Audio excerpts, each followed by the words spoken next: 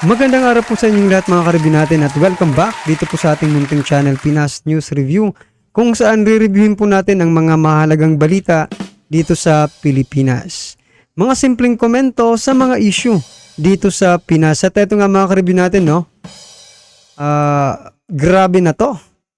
Castro umamin na close kay Speaker Romualdez, mga dilawan pahiya. Yan mga karibin natin, patungkol po riyan ang ating alamin. Mula po rito sa channel ni Ben Barubal. Yan mga karibin natin, nasa description po ang full video link ng balitang ito. Subscribe na po kayo kay Ben Barubal. Yan mga karibin natin, at kung bago ka pa lang at di pa po nakapag-subscribe sa ating munting channel, please don't forget to subscribe. At i-click na rin po ang bell notification para updated ka po sa lahat ng ina-uploads nating reaction video. At ito na nga mga karibin natin, sama-sama sabay-sabay po natin pakinggan, panoorin at bigyan ng reaksyon ang balitang ito. Ito na po.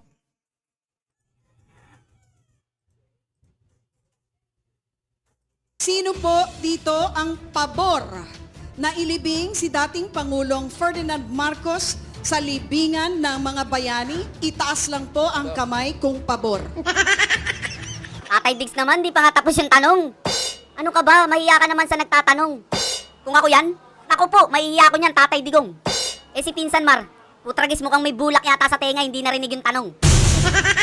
Naturingang pinsan ka ni Atty. Lisa, hindi ka nagtaas ng kamay.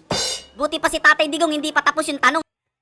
So yun mga karibin natin, ito pa lang si Mar, mga karibin natin, ni pinsan ni Lisa, no, mga karibin natin, ni First Lady Lisa Marcos, mga karibin natin.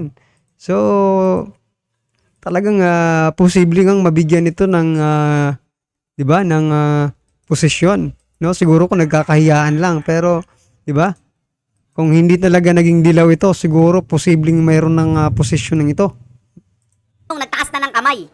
Maliwanag pa sa bunbunan netong hayop na to na galit ka kay Apo Lakay. Bingi-bingi yan si Boy Yolanda, alam mo nakatira ng dahon ng talampunay. Ben, mukhang papasok yung ICC. So yan mga karibin, no, pinapakita lang dyan mga karibin natin na noon pa man, no, sa pagtakbo pa lang ni dating Pangulong Duterte, mga karibin natin, di ba, nasa plano niya na talaga na ipalibing, no, ang tatay nila Pangulong Bongbong Marcos na si dating Pangulong Marcos Sr., mga karibin natin. So, di ba, dyan pa lang niya sa debating yan, so parang naninindigan na, no, si dating Pangulong Duterte na ipalibing ang kanilang ama sa libingan ng mga bayani, no, mga karibin natin. So diyan pa lang po makikita na po natin, no, kung bakit nga ba si Senator Amy Marcos ay talagang kamping-kampe or rumerespeto dito sa mga Duterte, mga karibin natin, no. Ha? Grabe naman, ang kapal naman ng mukha ng ICC. Hoy ICC, subukan yung pumasok dito, maghahalikan yung langit at lupa. Nakalimutan nyo na yata yung sinabi ni Sir Andrew sa kanta. May prinsipyo, may isang salita.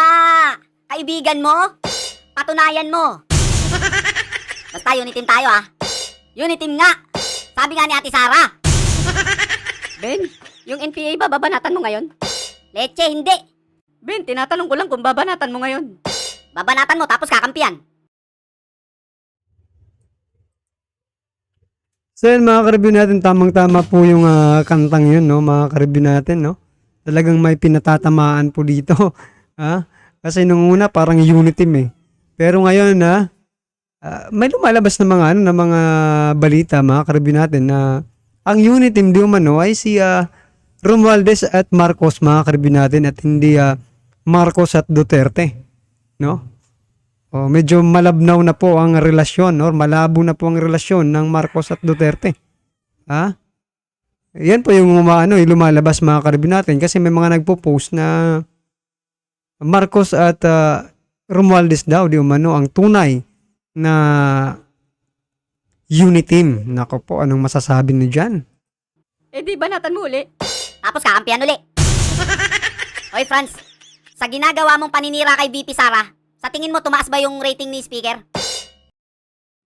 Eto mga karibin natin, pakinggan po natin yung sagot ni Franz, no?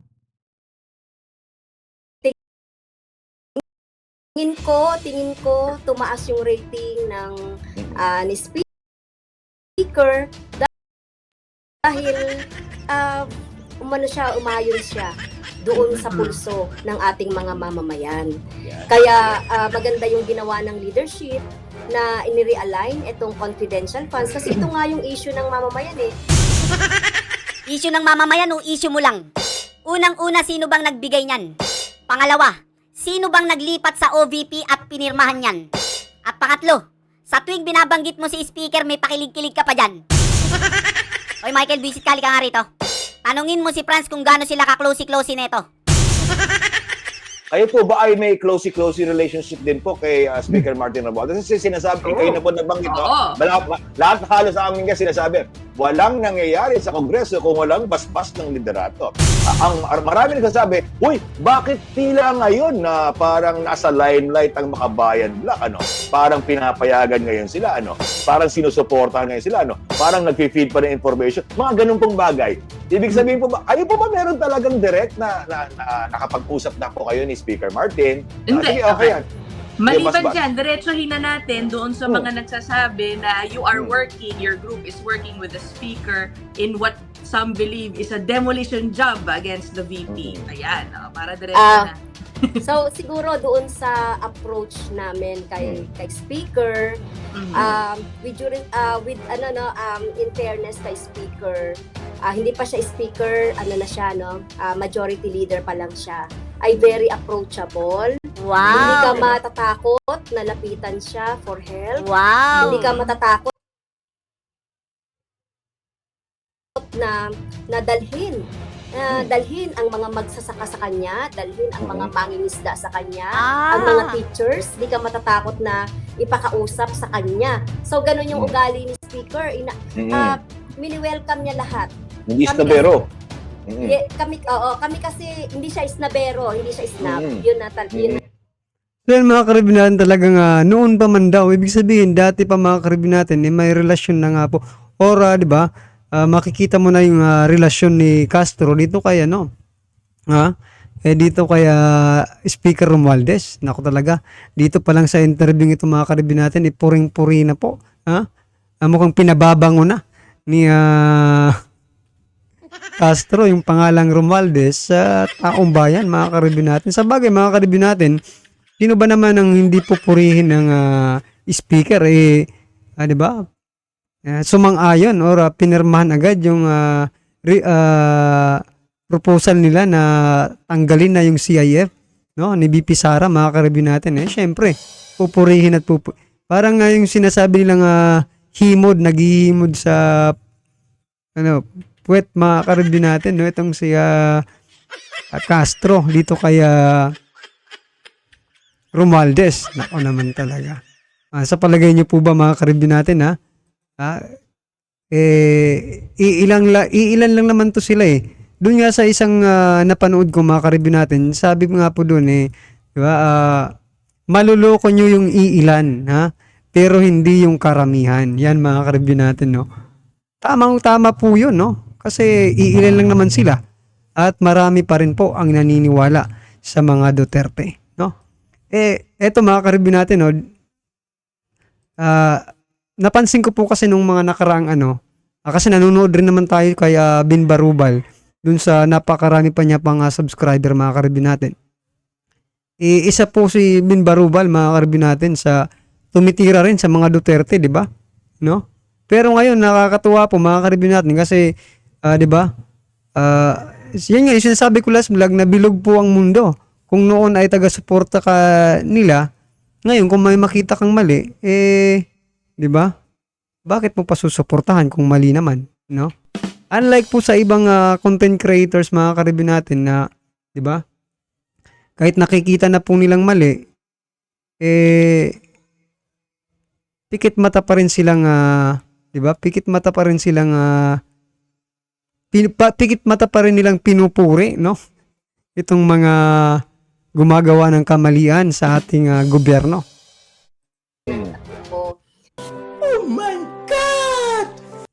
Kaya palakpakan po natin si Bin Barubal mga karibin natin, no. Matapang po ito. Wow! Speaker, narinig mo naman, di ba? Putragis puring-purikan nito ah. Ano bang pinasubo mo rito, ha? Ayo pa. Love na love ah. Honey mahilab so sweet ah. Kung may Katniel sa showbiz, may Frontin sa Congress ah. Speaker, masyado mo yatang nilambing to. Halos si Moody nito yung tumbong mo. Madali ka daw lapitan saka hindi ka daw isnabero. Ibig sabihin nagtitiwala ka rito? Kung may ranggo yung sinungaling, umuulan ng star to. Ano mo ba to? Sugar mommy?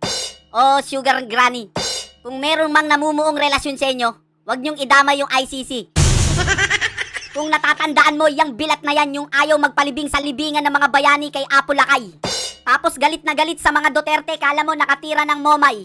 Tapos todo puri, todo tanggol sa'yo, mga landutay. Kaya yung paborito kong birahin dito na NPA, palakpakan. So yun nga po mga karibyo natin, yun po nga po yung nakakapagtaka, no? Sa kabila po ng ginawa ng mga Duterte sa mga Marcos, no?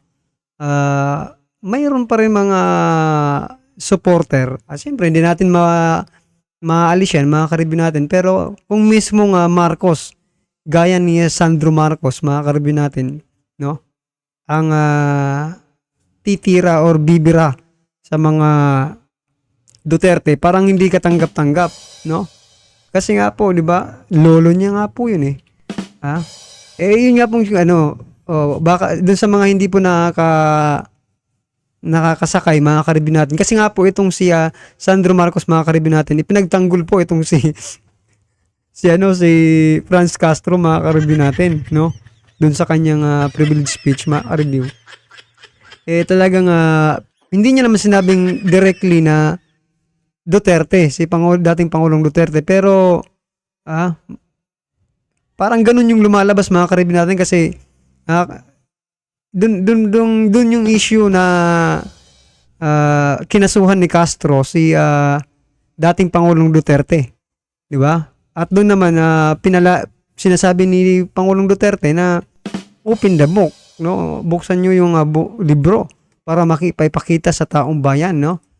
At doon pinagtanggol po ni Sandro Marcos itong si Franz Castro. We're in, na ang mga makabayan black po ang unang-unang tumututol na ilibing po ang si Apo Lakay, mga karibin natin dyan sa libingan ng mga bayani, no? Nako talaga, hindi natin masabi talaga ang politika, mga karibin natin. Ngayong kaibigan mo, bukas matinding kalaban mo na pala. Mukhang malakas na naman daw sila sa Congress, halakhakan. Pagkatapos ng demolition job, surveyan. Ben, kawawa naman yung NPA. Yan, sa sobra mong bait yung NPA nagsisilakasan. Ben, baka tawagin kang Ben Mau. Ay sorry, di ako napikon. Anong tawag mo rito? Biden Mau. Dito, Tito Bongbong Mau. Kasama niya si Martin. Di Mamaw. O Mau MR. Asar. Nakita nyo ba tong dalawa na to? Si Xi Jinping sa si Biden Mau? Habang binubuli tayo sa West Philippine Sea, binigyan pa ng red carpet, special na special, mas special pa sa siopaw. Wow, sinundo ng car. Woo!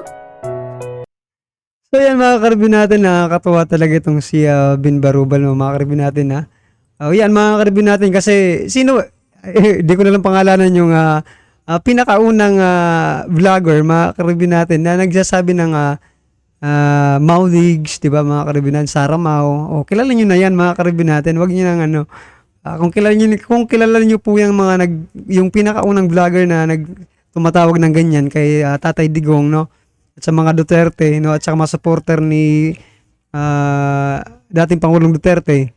I-comment nyo nga po kung kilala nyo yung tinutukoy ko, mga karibin natin, na palaging tumatawag ng Maudigs, di ba? Well, anyway, mga karibin natin, no? Pasalamat po tayo kay Bin Barubal sa kanyang video yung ginawa, no? Mga karibin natin, talagang nakakatuwa, no? Pero talagang tinatamaan po dito ang mga dapat tamaan. So yan, mga karibin natin, ano po ang inyong reaksyon dito sa pagiging closey ni Castro, di ba? Kay Speaker Romualdez, talagang pinababango niya yung pangalang Romualdez, no, mga karibin natin, no. At sa unang sa pinakauna po ng video ito, 'di ba? Doon sa sinasabi na sa debate kung sino po ang gustong magpalibing ng kay Apo Lakay sa libigan ng mga bayani. Unang-una pong nag-ano diyan si wag po natin kakalimutan, no, na si dating Pangulong Duterte po ang unang-unang nagtaas ng kanyang kamay. So nakaka-proud lang po mga karibin natin kasi ginawa niya naman, di ba? Ginawa niya yung hindi naman siguro niya yung pangako pero ginawa niya yung kanyang sinabi bago pa man, no, siya ma-elect na presidente.